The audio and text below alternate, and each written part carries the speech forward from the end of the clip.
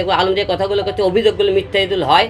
আমি জুতোর মালা গলার দিয়ে সারা বগুড়া ঢাকা শহর বাংলাদেশ কান ধরে উদ্বোস করে আমি বাংলাদেশে আমি একবার ইয়ে দিয়ে দেবো, আমি বাংলাদেশ আর ঢুকবো না। আমার এই কথাগুলো একটা মিথ্যা হয়ে থাকে। আমি 3 বছর আমার জীবনে কেন আসলো, কী কারণ চলে গেল নৌসাদ দেবতার পরে। তারপরে মনে করি আবার যখন কাজ কমে যায়, এর মধ্যে রিয়া মনির সাথে ফেসবুকে আমার পরিচয় হলো, দেখি ভালো নাচে ইয়ে করে। তারপরে আমি ওর খবর নিয়ে দেখলাম সে বারে ডান্স করতেছিল বিভিন্ন বারে। ওই মিথ্যে কথা বলতে বারকে আমি চিনি না। আমি ঢাকা শহরে বিভিন্ন বারে আপনারা যাবেন, সে বার চিনে কে চেনে না, আমি ভাড়ে দেখলে বুঝতে পারবেন। রিয়ামণি মায়াবন্যা 2 বোনই বারে ডান্স করে। আচ্ছা গেল। তারপরে ওখানে রিয়ামণির সাথে পরিচয় হওয়ার পরে কিছুদিন পরে রিয়ামণির সাথে আপনার সবাই বিয়ে হয়। বিয়ে হওয়ার পরে তার কিছুদিন পরে রিয়ামণি হাতে মনে করেন দেখে এর সংসবের ক্যাসালগঞ্জ হলে সে একটা ছেলের সাথে নাচ গান করে, ডান্সের ভিডিও বানাই বানালে আমি তাকে মনে করি শোনা এসব তোমার সাথে কথা হয়নি। আমি বলছি আপনি কয়েক এটা তো আমার কাজ, ওর সাথে কোনো দিন বলতে পারবেন না সে ওর সাথে কাজ লেগে কথা আমি বাদে দ্বিতীয় কোনো কাজ আমার মোবাইলের সাথে কেন কাজ করবে, সে তো আমার সাথে কাজ করে হুঁশ পায় না। তারপরে নৌসাদ করলে রিয়া করলে কি কথা ঠিক আছে ভুলে গেছে, আচ্ছা ভুল মাফ করে দিলাম। তারপর হট করে আরেকদিন করলো কি যে আমি বাবু কাওলা থাকতেছিল, আমি থাকতেছিলাম মহানগরে। তো হঠাৎ করে আমি বাড়ি দেওয়া বন্ধ করে দিলাম। তো এর মধ্যে হঠাৎ করে রাত্রিবেলা একদিন হুট করে করছে আমার ঘুম ধরছে, হঠাৎ থেকে ফোন ধরে না, ফোন ধরে না কে, তো করছে আমার ঘুম ধরছে এত সকালে আমি ঘুমাবো। তো তাই করে কেমন কেন এত সকালে তো ঘুমানো সন্দেহ হলো। তারপরে বাসায় গেলাম, বাসায় দেখি রিয়া বাসায় নাই। তারপরে দেখি ঢাকা এজেন্সি দেখি ভালো দেয় ওই 3-4 লোকলে মদের টেবিলে বসে থাকে, বসে আছে মদ খাইতেছে আর ডান্স দেওয়া রেডি হয়ে আছে। তারপর ঢাকা এজেন্সিতে ওর মধ্যে ধরে মুখে পটাশ 3-4টা থাপ্পড় মারছে, থাপ্পড় মারা চলে আসলো। নিয়ে আসার পর আবার মনে করেন লোক ধরলে পা হাত ধুলে পরে কোরআন নিয়ে আসলাম। আমি কোরআন সত্যি কথা জীবনে আর কোনোদিন ঠিক আছে পরে কোরআন সত্যি বললো, তারা কি মাফ করে দিলাম। তো মাফ করে দেওয়ার পরে কিছুদিন পরে আবার দেখলেন আমার বাবাদের হসপিটালে মনে করে পড়ে থাকলো, অসুস্থ হয়ে গেল।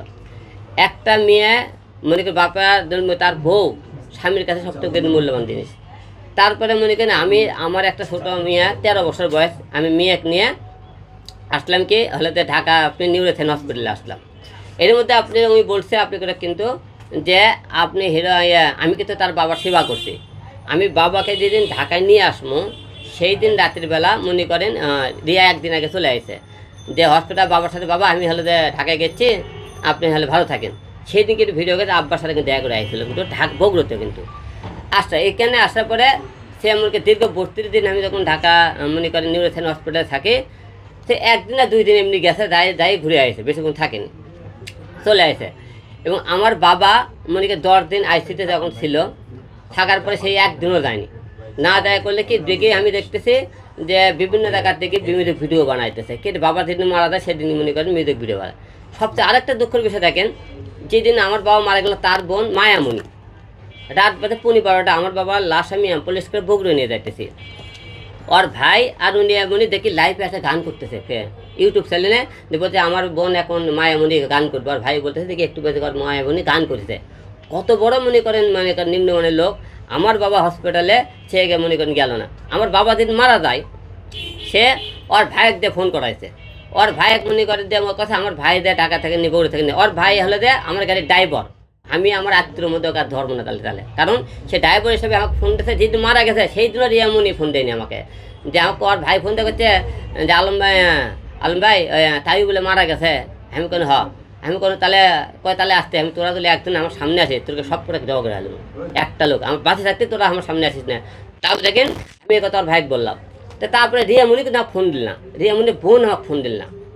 আচ্ছা রিয়ামণির বাবা, রিয়ামণির মা, তার বোনতে একটা লোক সেই পরিবারে কিন্তু কেউ খবরটা নিল না এবং যেদিন মারা গেল মারা যাওয়ার দিনও কিন্তু সে খবর নিল না। তাহলে আপনারা অনেকেই বলেন যে ছেলেদের চরিত্র খারাপ, আমার চরিত্র খারাপ। তারপরে আপনারা কি বলছেন হিরো আলম পরকীয়া কাছে মানে কী করছে আপনি আমি ওই জায়গাতে এই কারণে জানি সে পরকীয়া করছে ও একটা মেয়ের সাথে। আমার কথা আমি পরকীয়া কী বলতে আপনারা কী বলতে আমি জানি না। আমি পরকীয়া দিয়ে বলতে একটা কথা বুঝতে চাই যে আমাকে রিয়ামণিতে কোনো বেডে কি কোনো বাসায় কি কোনো জায়গায় আমার কোনো মেয়ে অবস্থায় তো অশ্লীল কাজে কোনো জায়গায় ওই মেয়ে সরকার দেখতে পারতো, তাহলে বললাম না আমি পরকীয়া করছি। আমার বাবা যদি মনে করেন রক্ত লাগবে, আমি ফেসবুকে স্ট্যাটাসে অনেক কটা মেয়ে ছেলে আছে আমার বাবা রক্ত দিয়ে গেলো, সেই মেয়েরা কি সবাই আমার গার্লফ্রেন্ড ছিল যে যারা রক্ত দিয়ে গেলো? তো ওই জায়গায় যখন 1 মাস 32 দিন যখন রিয়াক পালাম না, আমি তখন চিন্তা ভাবলাম মা কোনো তো আমার মেয়ে কোনো কাকে নিয়ে যায়, তো আমার মেয়ে যে মেয়ের কথা সে বলতেছে পরকের কথা বলে, সেই মেয়ে আমার মেয়ে বান্ধবী হয়, তার সাথে সম্পর্কে করে তার কোনো তাহলে অকবর আসতে বলো। তা আমার মেয়ে আর উনি ওই জায়গায় থাকলো। আমার কথা রিয়া বলছে আমি তোমার লিগেল বউ, তুমি তো লিগেল বউ হও আমার, আমার তো পরকীয়া মেয়ে দিল ওখানে দেখো, সেই পরকীয়া মেয়েরা তুমি ওখান থেকে বের করে দিলে না কেন? তুমি বলবা তুমি হলে তো পরকীয়া করছা, পরকীয়া করছে, এই তো এই মেয়ে তুমি কে, তুমি আমার স্বামীর কাছে কেন? তুমি লিগেল বউ হলে পরকীয়া বউ তোমরা এখানে রাখলা কেন? তুমি ওখান থেকে বের করে দেবা, তোমার জোরটা বেশি। সে কিন্তু ওখান থেকে জোর করে বের করে দেয়। তখন একটা লোকের কাছ থেকে জীবনটা চলে যাবে, তখন কিন্তু যে কোনো একটা দোষ বার করতে পারে ছেলেকে, একটাই তো তার চরিত্র খারাপ, তাকে মনে করেন হলে মনে করেন নষ্টমী করে, এই সময় পরকীয়া করে, এছাড়া কিন্তু দ্বিতীয় কোনো মানে বলতে পারে না। আমি আজকে আপনার সামনে একটা কথা বলতে চাই, এইরকম মেয়ের সাথে আমি কার সাথে সংসার করবো? তার ফ্যামিলির একটা লোক পর্যন্ত খবর নেয় না, যে মেয়েকে আমি সংসার করবো তার ফ্যামিলি দেখে আমি বিয়ে করতে, সেই মেয়ে দেখে ধরে বিয়ে করে, সেই মেয়েই তো কিছু হলে মানে অন্য পরপুরুষরা কাজ করে। তাহলে আপনারা বলেন এইরকম মেয়ের সাথে আমি আমার জীবন থেকে 3টে মেয়ে গেল। আমি যে কথাগুলো বলছি এই কথাগুলোর একটা তো মিথ্যা হয়, আপনার বগুড়া যাবেন, এই প্রতিটা মেয়ে মনে করেন তাকে ধরবেন, বলবেন আর কি মুসলমান থাকে তারকে কোরআন শরীফ হাত থেকে আলম যে কথাগুলো করছে অভিযোগগুলো মিথ্যা ইদুল হয়। আমি জুতোর মালা গলার দিয়ে সারা বগুড়া ঢাকা শহর বাংলাদেশ কান ধরে উদ্বাস করে, আমি বাংলাদেশে আমি একবার ইয়ে দিয়ে দাম, আমি বাংলাদেশ আর ঢুকবো না। আমার এই কথাগুলো তো একটা মিথ্যা হয়ে থাকে। আমি 3 বছর আমার জীবনে কেন আসলো, কী কারণ চলে গেল, এই কথাগুলো আপনাকে বললাম। আর আমরা আজকে যেহেতু আজকে কথাবার্তা বলতেছি, আমি আজকে ঢাকায় এসেছি, রিয়ামণি কাগজ আজকে বিকেলের মধ্যে পাঠাতে পারে, কালকে পেয়ে যেতে পারে।